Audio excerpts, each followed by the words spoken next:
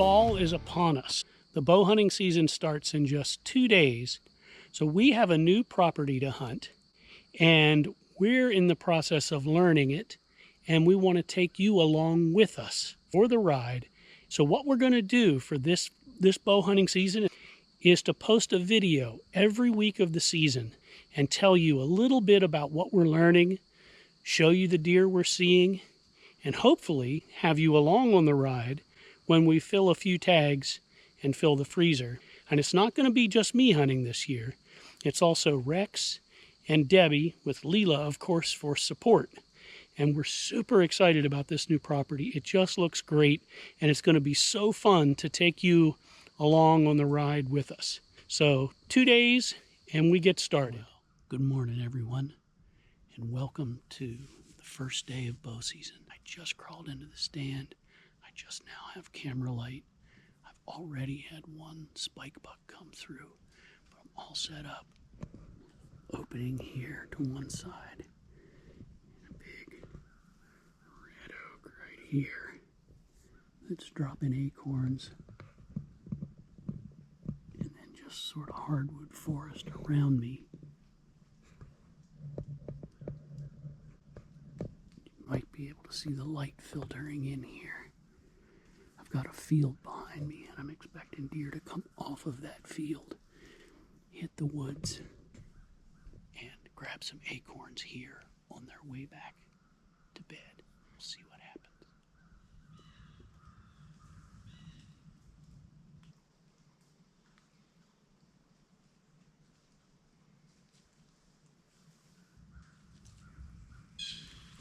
I've got 2 bucks over here, a little spike. It looks like maybe a 2.5-year-old 8-point just walked in. They're about 50 yards out.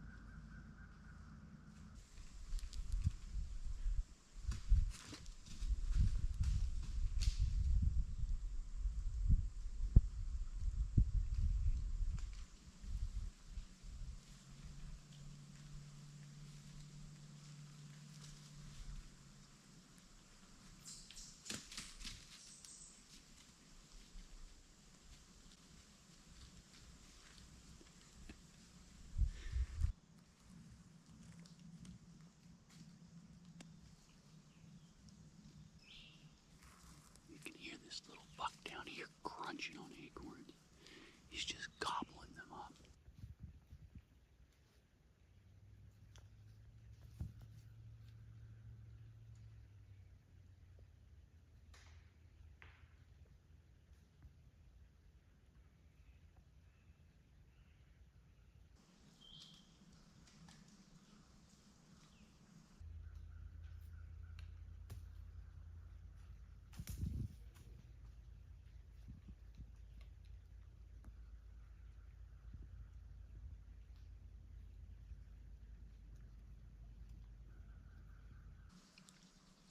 I've got 2 bucks feeding on acorns just inside these hemlocks.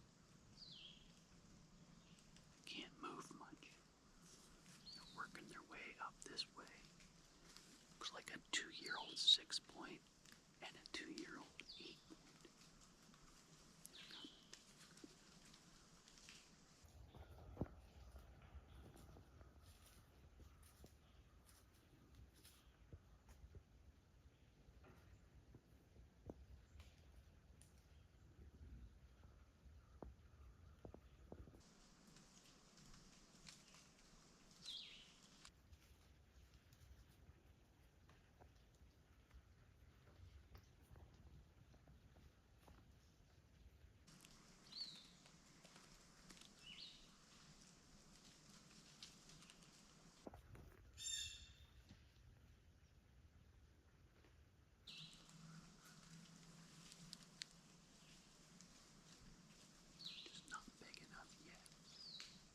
This is insane. At least 7 bucks have moved through here already this morning.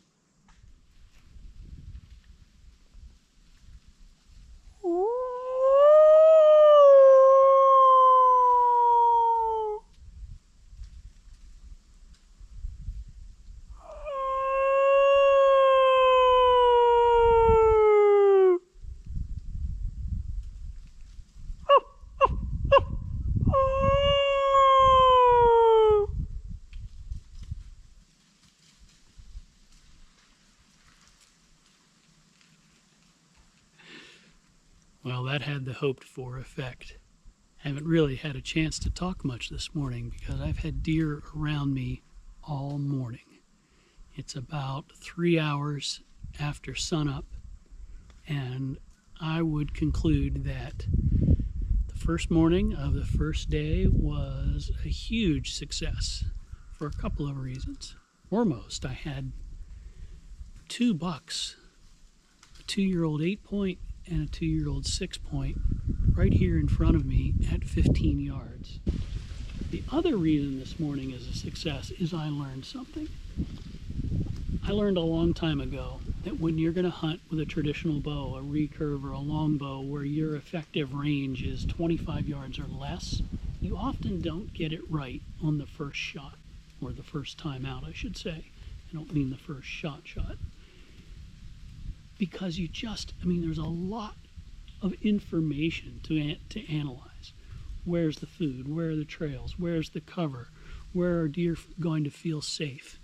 And so I missed the mark this morning by about 25 yards. While I had plenty of deer moving by me, including 2 bucks right here, just 25 yards that way, there was much more deer traffic, and that's where the bigger buck moved. I'm on the edge of a field, and inside the woods, there's a number of red oak trees here.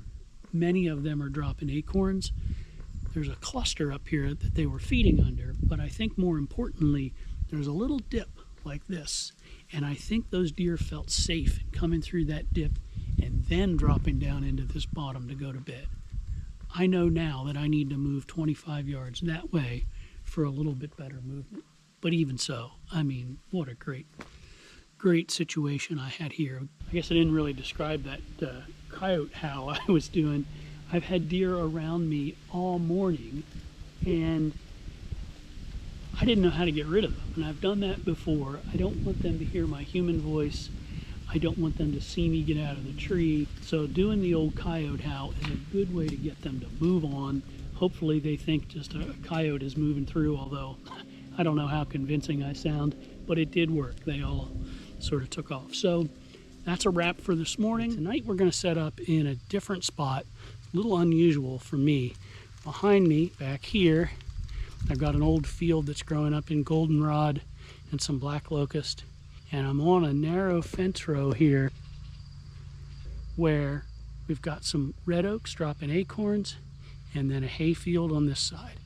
And actually it took me a little longer to get in here than I hoped to, so I'm going to put this camera down and get up in a tree.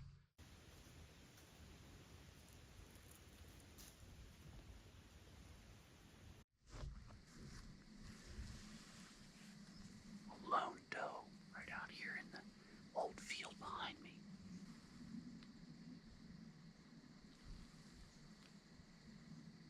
She's a big old girl, but she doesn't seem like she's coming my direction.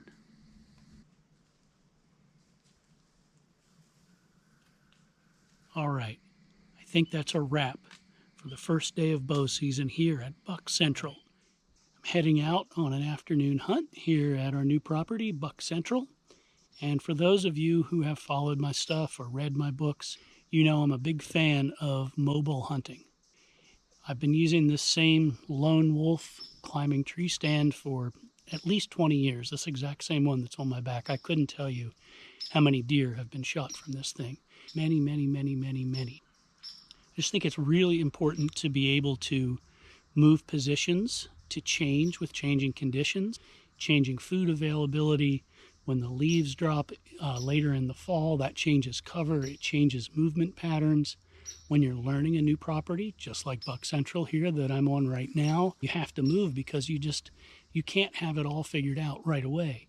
Also, if you're hunting public land, you need to be able to move consistently to be able to get on deer. So I'm a big fan of being able to move. A lot of guys these days use tree saddles. I haven't gone that route yet, but I'm not opposed to it. I just love my climber so much. I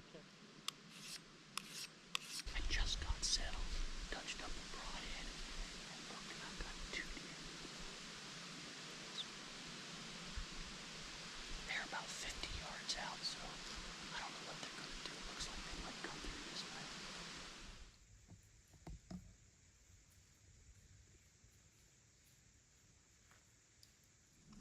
Well, that's a wrap for the night. It's a really great sit. I had numerous doe and fawn groups work through. I had some of them right under my stand here. I just didn't want to shoot a doe with a fawn.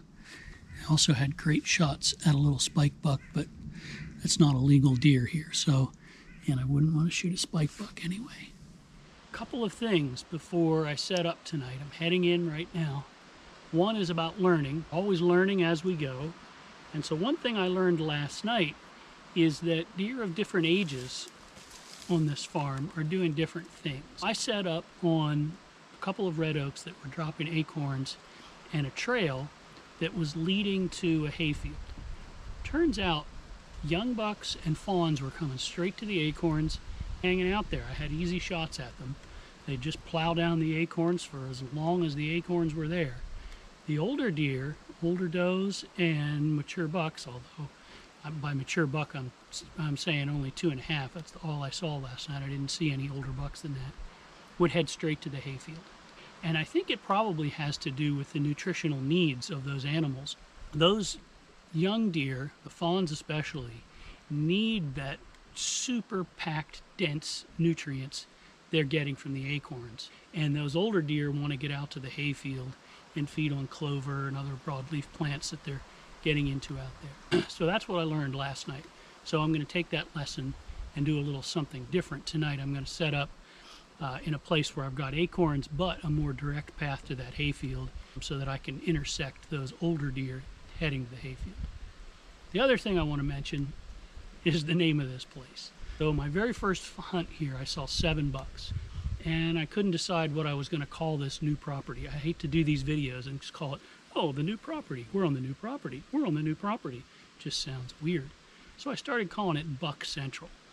Every time I say it, I feel sort of, I don't know, dirty or something. Like, it just sounds cheesy, Buck Central. It sounds like a place where you might go to get big bucks off on appliances at Buck Central.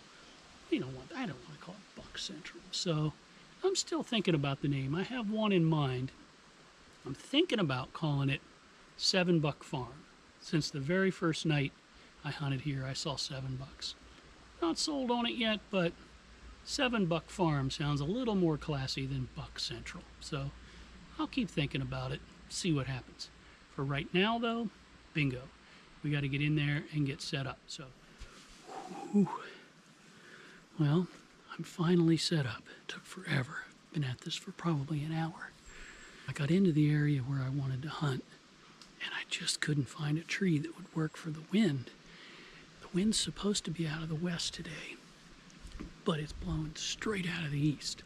So I had a dilemma. Did I set up for the wind I had, or the wind I think I'm going to get in a little while when I expect deer to be coming in? Well, I rolled the dice, and I set up on the wind I expect to have later this evening. Because right now, the wind for me is not great. It's not terrible, but it's not really good. The other problem is I just couldn't find a tree with the kind of cover that I needed, and I did eventually settle on this black cherry, and it's going to be a good night. I think tonight's the night. I really do. I think we're going to fill the freezer tonight. That's the goal. We're not looking for big bucks. We're just looking for a nice mature doe.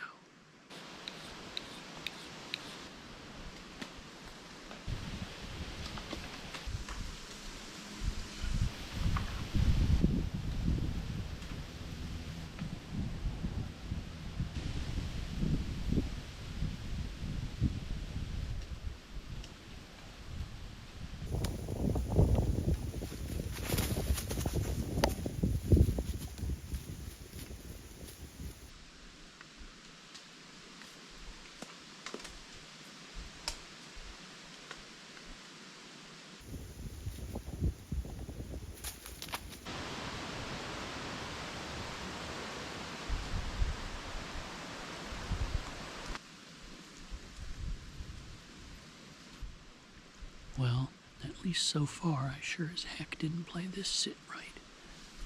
Most of the deer so far have crossed behind me. They've stayed right on the edge of the field, crossed 40 yards behind me, just out of range. 3 bucks, a whole bunch of doe fawn groups, and all the deer that have come in from out of this bottom in front of me winded me because I thought this wind was going to shift and start coming out of the west, but the deer came early and the wind's blowing right to them, so bummer for me. Bad choice. Still early. I've got about an hour, maybe even an hour and 15 minutes of light left.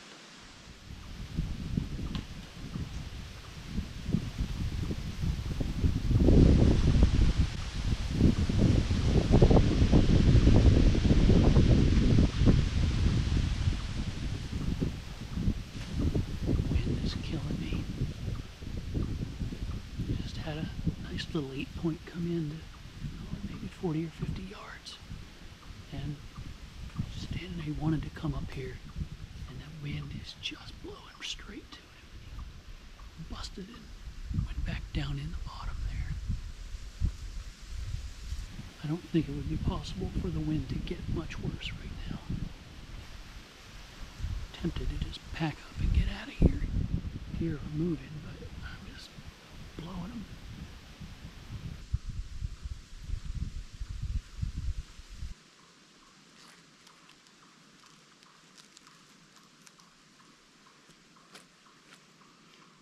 Thought I had a nice big doe coming in, but it's a little spike buck. They really want to come in here, but they keep getting a whiff of me, and that's it. They're gone. They're just sort of lingering down here.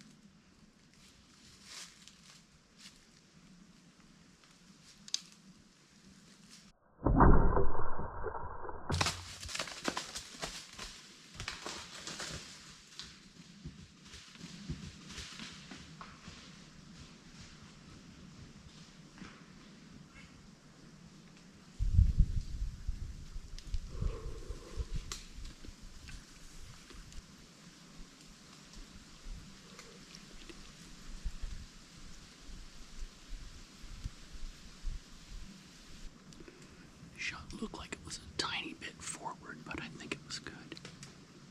I'll be tracking at night here. Losing light fast. All right, so here's the situation. With just about 20 minutes of daylight left, I had a doe come in from behind me, and thank goodness the wind finally shifted in my favor. I shot. It looked a little far forward, but I think we're in really good shape. I just checked quickly, and there's blood. Looks like it has some bubbles in it right at the shot site, but I think I'm just going to back out for now. Whew, exciting, yes! First deer on this new property. First deer on 7 Buck Farm. Woohoo! I probably look like some sort of maniac with this light shining on me. All right, we're heading in now. I got my tracking buddy Rex with me. We're going to head into the tree where I shot the doe probably about an hour ago and get on the track. Beautiful night, probably about 50 degrees, and it's supposed to frost tonight. Supposed to get down into just the low 30s, not super cold, but cold enough. Good evening to a shot of deer. Counting on my man Rex to do some heavy-duty tracking here. She would have been standing right in here. Hey, Rex. Oh, good. I didn't get over Okay. it. That makes sense because right here is where she kicked off. That's where She kicked, yep, and that was, those are back legs there and front here. Yeah, I saw that and you saw that. Okay. See if you can move forward and keep finding sign for me. There's blood. Find good, excellent. Yeah. That's a small piece too. Always stay off to the side of the track so you don't step in your track. That way if you lose it and you have to come back and find it again. Oh, there's her piece right there. And more blood? Yep. Okay. In the circle. A point. Oh, Oh, there you go. and there. And there. Now what did she do? It looks right here. This is fresh.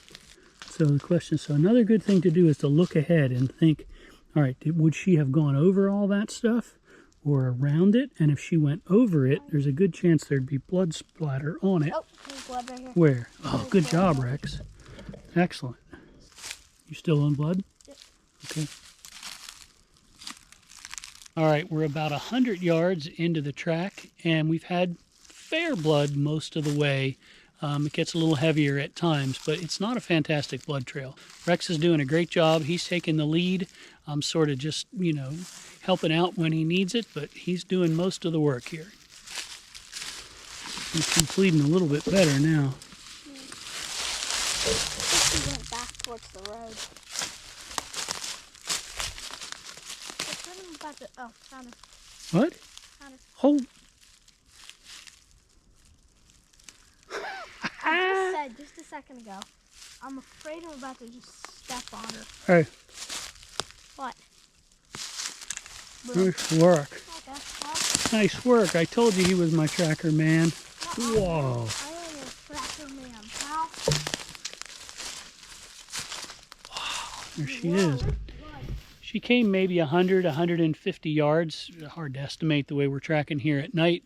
That might sound like a long way, but I mean, the way these deer run, she was probably dead in 5 to 15 seconds. Looks to be a 1.5-year-old doe, and udders seem to be dry, which is great news. That means she didn't have a fawn. I'm excited. This is meat in the freezer. I want to take a few minutes this morning to sum up my hunt from last evening, a hunt that resulted in a filled freezer. But before we get to the hunt itself, I want to talk about a few things that I'm grateful for. I'm grateful to live in a country where we can still hunt and supply ourselves with our own food and where wildlife is managed sustainably. I'm grateful for my family who indulges my passion in bow hunting and is even picking up that passion themselves. I'm grateful to the landowner who is allowing us to hunt this place this year. It's a wonderful piece of property, and I'm grateful to him and his family for allowing us this opportunity. And I'm grateful to all of you who follow along on our YouTube videos and follow us on social media and read my books. It means a lot to us. It's in part the way we earn our income. And so if you think we've earned it, I'd really appreciate you subscribing to our YouTube channel and make sure to hit that like button. So we're hunting this new property this year, and I promised you from the beginning that I would bring you along for the ride, and you're on the ride right now. We're learning as you're learning, and one of the things I learned over the past few hunts is that these deer were sort of dividing up in the evening. Some were coming to acorns, and some were coming to a hayfield to feed for the evening. And I found a spot last night where the trail came in and sort of divided, and I could have the best of both worlds. I could perhaps get a shot at those animals coming in to hit the acorns and those going to the field. And that's exactly what happened. I had deer around me almost all evening, had several chances that I just couldn't make work. It's a whole different game when you're trying to film these things. I got busted twice trying to move the camera so that I could get the shot on film. and it just didn't happen. I also had lots of trouble with the wind. But then in the evening, it was about 6:40, this doe came in. It's exactly what I was looking for, a mature doe with no fawns. I believe she's a 1.5 year old doe, which is perfect eating age and size. And I was able to make a really good shot on her, and Rex and I tracked, about 150 yards over what was first a sparse blood trail and then got heavier and heavier. And we were eventually able to find her. And I love Rex. He's so serious about things. He stayed right on the track the whole time. I helped him here and there, but not very much.